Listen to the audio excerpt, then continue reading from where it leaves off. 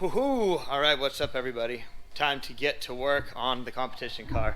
I'm over here figuring out parts. Aeromotive microglass 100 micron filter, getting that sorted.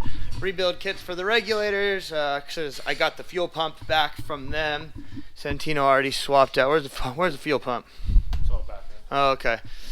So I sent this pump in to Aeromotive and had them freshen it up since it had a whole nother season on there. So I have two.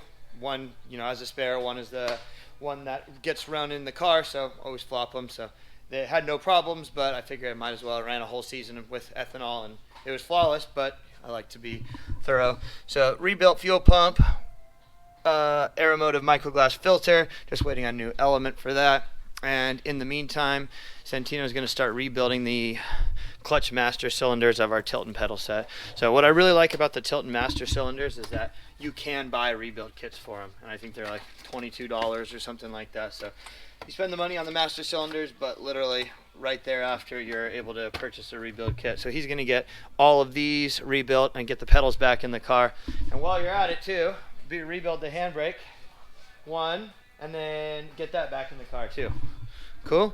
But yeah, we can get going. I think yesterday Tino put this inner fender back in, put the spin trick back in, because he cleaned out the filter, the cooler, the lines, everything like that, because we should be getting our engine shipped to us today. I think it's going out from Texas Speed today. So stuff is coming back in. The alternators came back in. The oil tank is now completely cleaned out, rebuilt, and how I added this, that's ready to go. The supercharger from Vortec is rebuilt and ready to go. Power steering filter needs to get put back on. So just a lot of cleaning, organizing, and I'm literally going to be on the phone and ordering parts for like the next 4 hours. So fun times.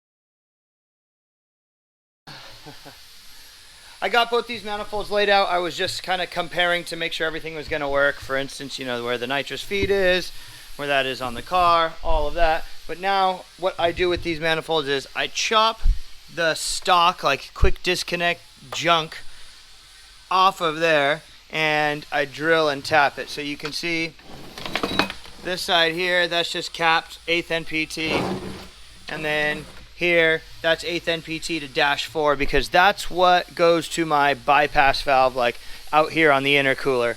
So what I need to do is chop these flush and then drill and tap it to cap it. But you just got to be careful, because with tapping plastic, you can only tap it so far. It's not like a regular aluminum or steel where you can tap it fairly deep. Like, you just got to be very, very careful, because one like half turn or 2 turns on the tap totally screws it up. So just got to be careful and pay attention. Time to cut it.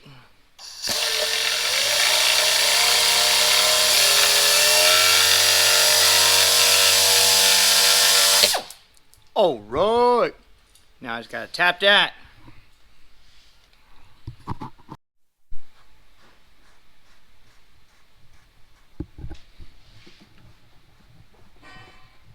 Can literally tap it by hand. Just need it to be a little bit deeper. There we go.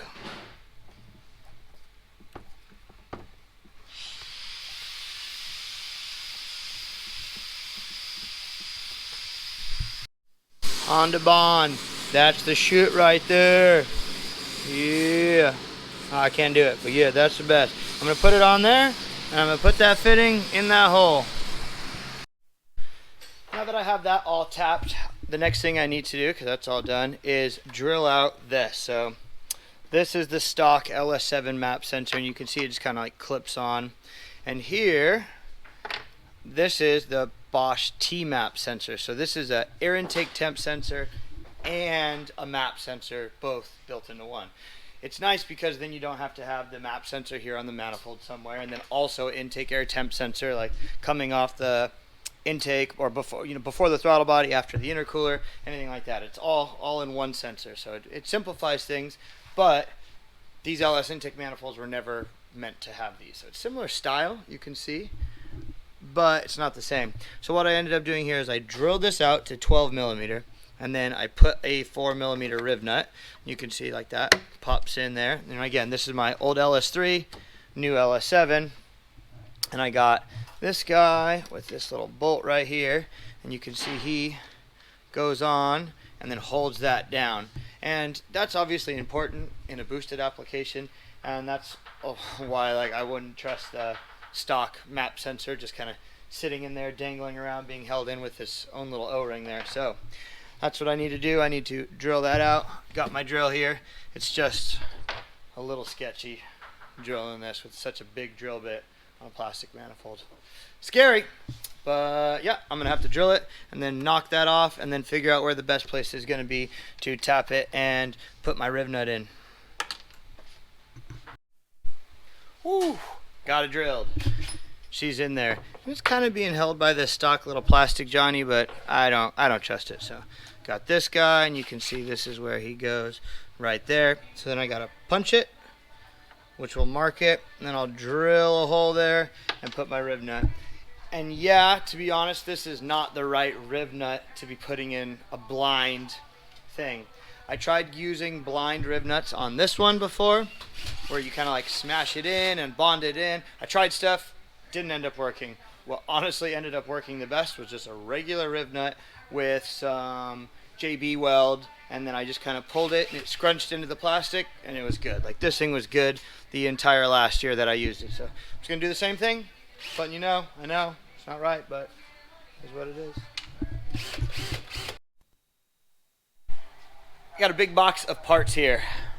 That is all the stuff that goes on the engine. Not all of it, because there's supercharger there, some hardware there, but that's most of the stuff that goes on the engine.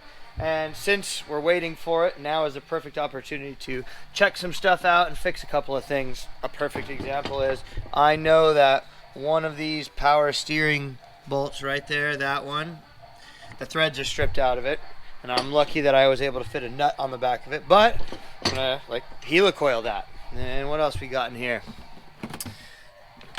This is a tensioner. So I'm gonna check out all the bearings on that, check out the tensioner, because I did have a problem last year with a tensioner, but I think the bolt just backed out. I don't think that was anything more than that. But we're gonna go through everything, because there's a bunch of bearings on all these. Look over the starter, look over the water pump, make sure that it's good to go so that when the engine does arrive, we're ready to throw this stuff on. Plus, all this stuff needs to get cleaned, and that means that's a Tino job. Clean boy, cleaning boy. All right, let's check it out. I swear I spend more time ordering parts than I do actually working on this car, it seems like. Right now I'm just trying to figure out what K&N breather I need for this, because this is my cool, or the catch can, oil catch can. So got my calipers, 1 3/4 inch. And obviously I gotta figure out the height and the base and all that, but it's pretty sweet. The K&N website has it's actually not too bad to use. Like, you go to search by dimension, and then obviously they have like every single type that you need here. So I'm gonna find myself a breather, order it up. Little update for everybody. Santino and I have mounted the pulley to the oil pump with this clench nut in the right offset there, so that this one, the original one, can go out and get rebuilt, because this is the one we were using. This is brand new. Now I have a spare setup. The threads here for the power steering pump have been helicoiled. That is good to go. A couple of parts stuff came in, some heat sleeve, end caps. We got to put this filter in because we hadn't put that filter in yet. Santino just went and heat sleeved these. Is that nice?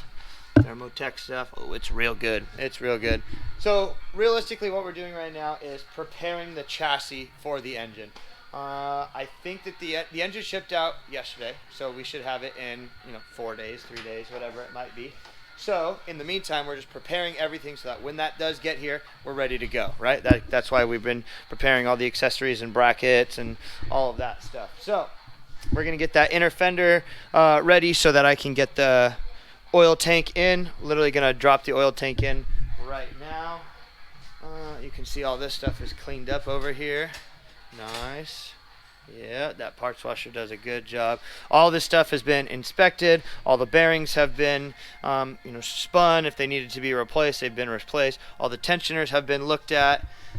Stuff is all good to go. So, yeah, I'm going to get to that. And Santino's going to start repairing the center fenders. You can see it's split. It's from when Vaughn drove on top of me at Orlando, like on top. So, going to get to it. Check this dude out. Check this dude out. Look at him with his white rivets. How'd you crash this, Andy? I kind of spun out. Where were you driving? Up in the mountains. Yeah. This is a G35 Annihilation right here. Yeah. That's not even the worst part. This. Look at that upper control arm. Oh my goodness.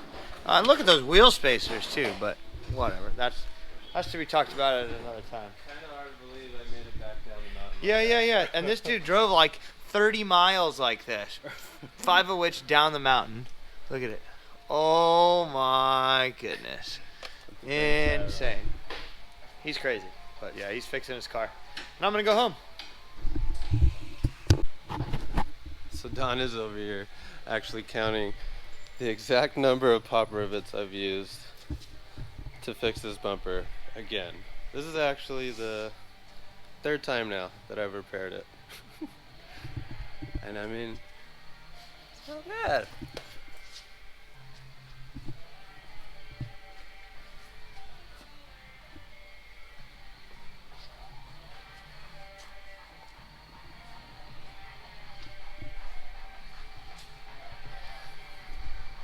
What do we got? Take a guess. 50. More? No way. 70. A little more? What? 99. No way. 99, huh? You even got all the ones at the bottom? Oh yeah. Oh my god. Well. You gotta put one more to keep it 100, dog. Yeah, I gotta find that 100 spot. It's gotta happen. I mean, what's up, guys? Andy over here from Drift Cave.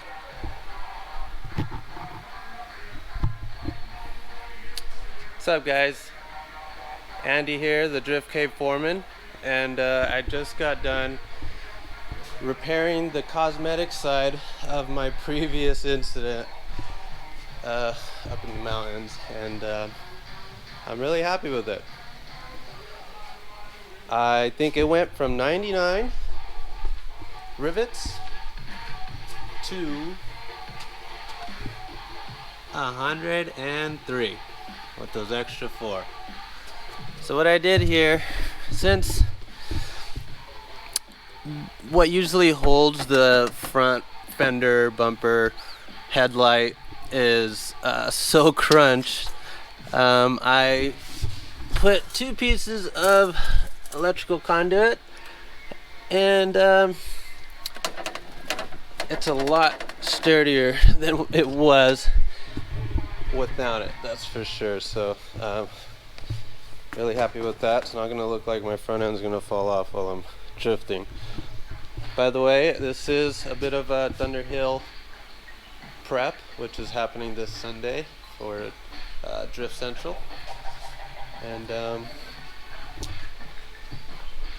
what I'm going to do next is put the wheel on, because it's pretty late, but I have a bent upper control arm, bent shock, broken tie rod, sway bar, end link, a bent tie rod, and I'll just save it for tomorrow. Still got some time. So, just so you guys can get a little close up of my car.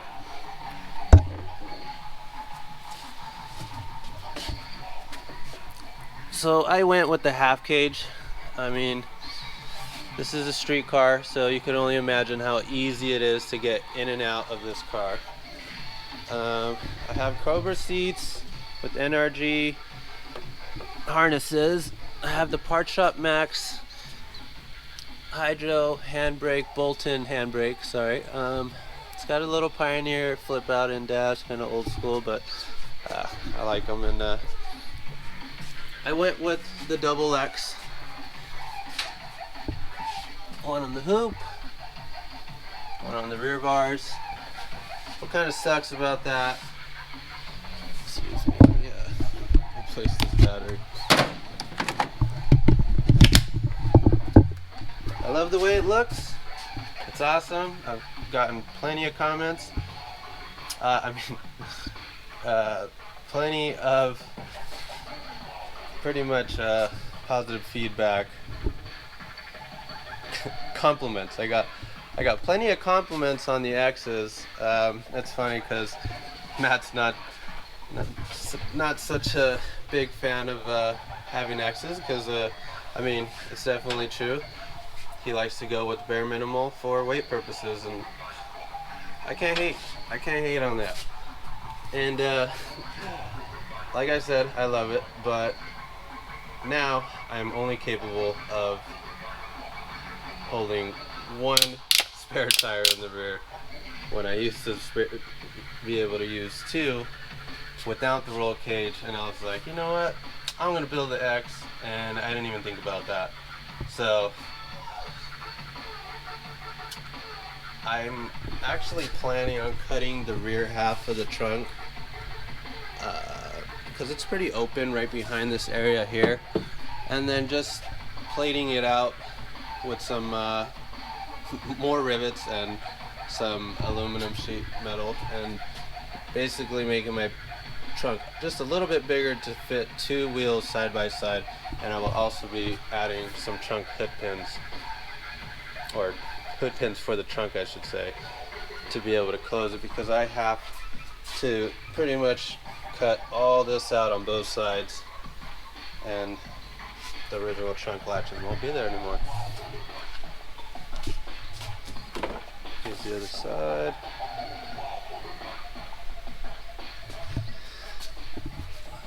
Bunch of triangles with the X's and the door bars.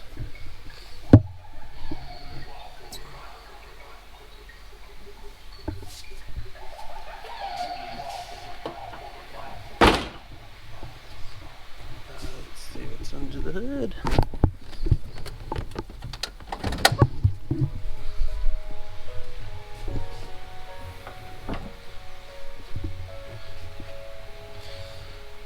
So there are the stainless steel lines for the handbrake.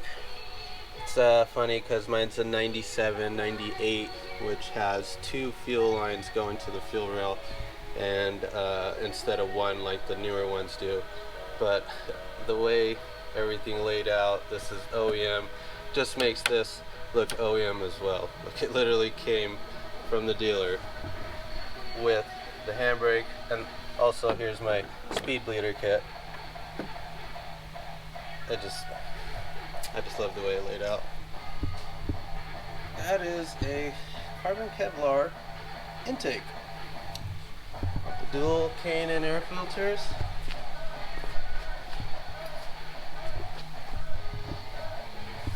I actually went over this whole engine. When I bought it, reverse was shot. It literally leaked from every gasket possible, and it had a fat lifter tick, so I was able to tear it all down, pull out the motor, tear it all down, clean up the engine bay, and replace every single gasket. But also, shout out to Matt Field, he upgraded his C6 engine with everything from Texas Speed and used their heads as well. So he handed me down his old LS2 243 heads, And let me tell you, it just feels so much stronger, faster. I felt the difference right away. Right now there is a C6 radiator in here. As you can see, I made my own little bracket here just to hold it up on top, and I made this little cross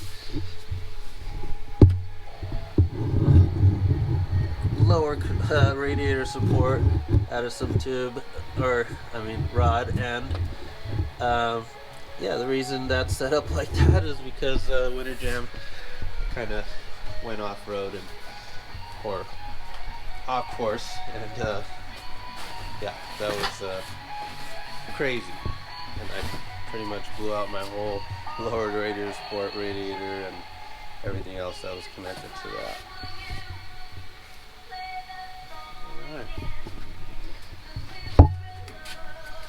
My favorite things about the rear, got the heat wave back there. They literally sell heat wave stickers for Corvette. This is actually for C6 taillight, but I made this one work. I just had to remove the light. It is a little bit not as wide in the middle, so I had to wrap the sticker around top and bottom to make it fit center and not be laying on my feet and stuff. Oh, there she is.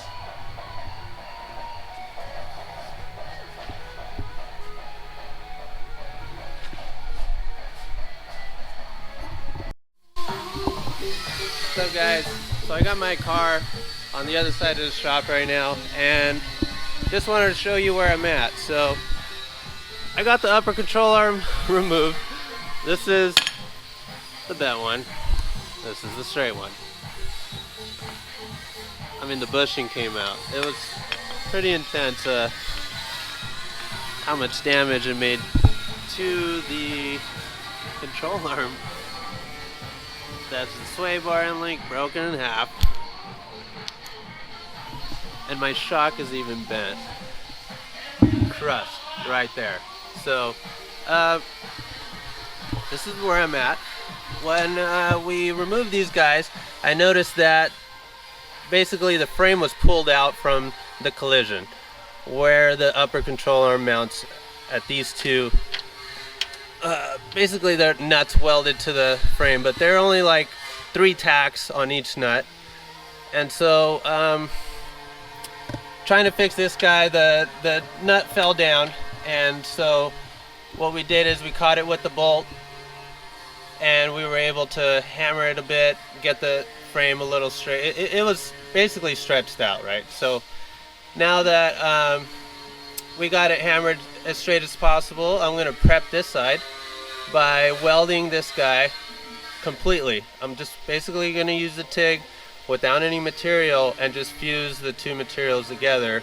Then I'll be able to hammer it in and not have it fall down like this guy. So yeah, let's see how that goes.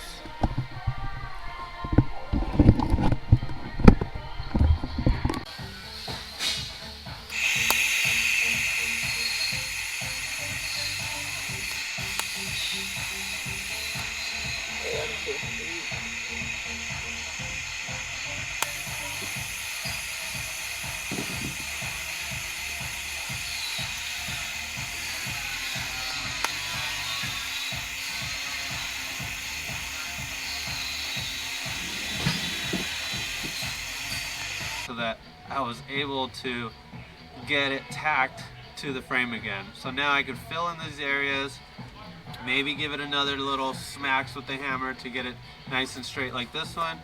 And yeah, it's totally lined up. I just test fit the straight control arm. I had the bolts in there and we are good to go. So let me weld this and get going with the shock and everything else.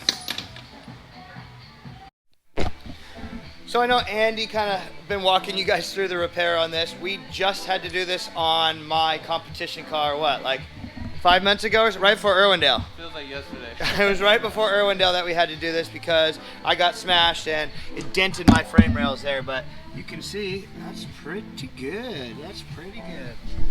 So that's solid. That's on its way. And I got the floor of Graham's Miata all tacked. Check this thing out. It's pretty sweet. Drop floor. Oh, yeah. So I just got it tacked in. The plan is that I'm going to stitch weld this, not solid weld it. By the way, I am not a solid weld type of guy. No way. Stitch weld. Solid weld warp stuff. Never looks good. Like stitch weld it and then seam seal it and paint it, and that's the way to do it. So I'll just do probably like 1-inch stitches with some gaps in between. And then after I weld the top, we're going to have to pull that thing off the lift, put this Miata on the lift because this is a lower frame rail cap. So this goes on the frame rails, and then you can see that it sits right here in the floor. Boom, boom. I think it goes that way actually.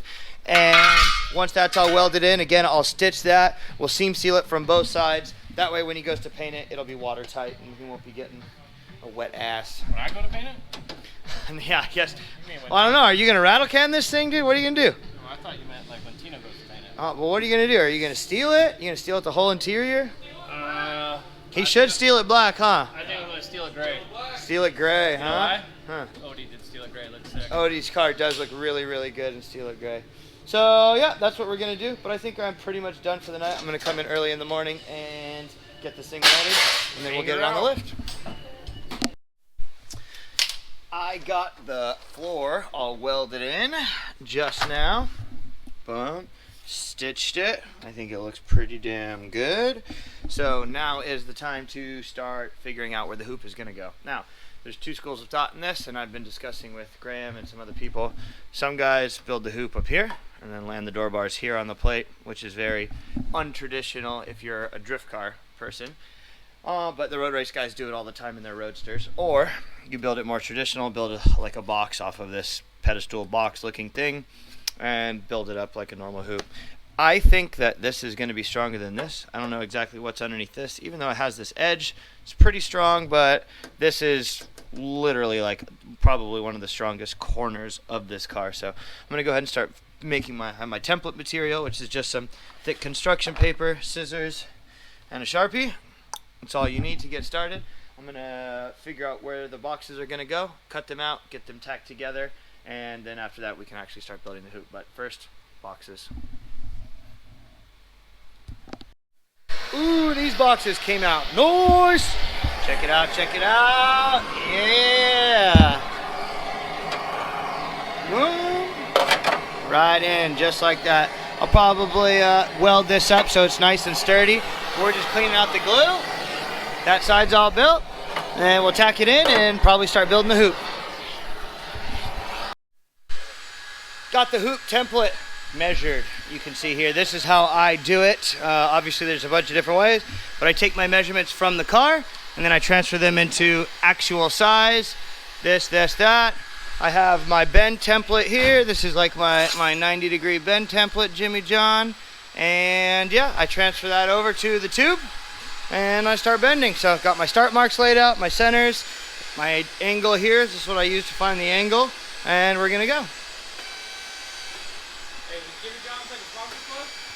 Jimmy John sounds good right now.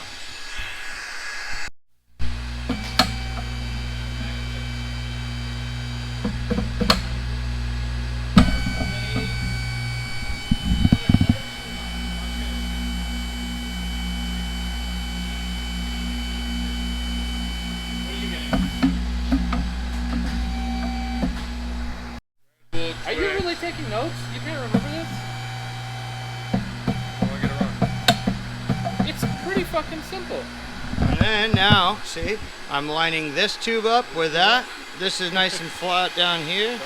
It's all eyeball. And then I eyeball this. Log the number down, and the numbers are in here. Transfer that to that. Bend the second side. Yeah, got the hoop. Fit. Oh, it fits really, really good with the top. And because the drop floor, we're able to get the seat really low. Like the amount of head clearance that you have when the top is on is crazy. So gonna clean up, bring this back to Graham's house, pick up with it next week, because now I got to do some tires and do a quick prep because tomorrow I'm leaving to head to Odie's house because driving Willow Springs on Monday. More driving. I literally just got back from there, but I'm going to do it. Stoked. But happy with this. Oh, and I just picked up my motorcycle. Yes. From the seat guy who did the seat. So I can actually start riding this thing again. Finally. Okay, shifting gears. Now it's time. Mountain tires and getting that thing ready. Realistically, it's pretty much ready to go. I mean, I haven't done an alignment the entire time I was driving it, and it had a street alignment in there, so need more toe out in the front, more toe in the back, and then I had that one shock that rattled loose and released some of the fluid, so I need to change the shock. I think, hopefully I have one in my spare parts over there, but overall it's not too bad, so I'm gonna scoot these over, bring some tires from the other side of the shop, and start to get mounted because I'm gonna load up because I'm leaving tomorrow afternoon, so I can finish in the morning if I need to, but I'd rather not, rather just bang it out tonight, so it's gonna be a late one.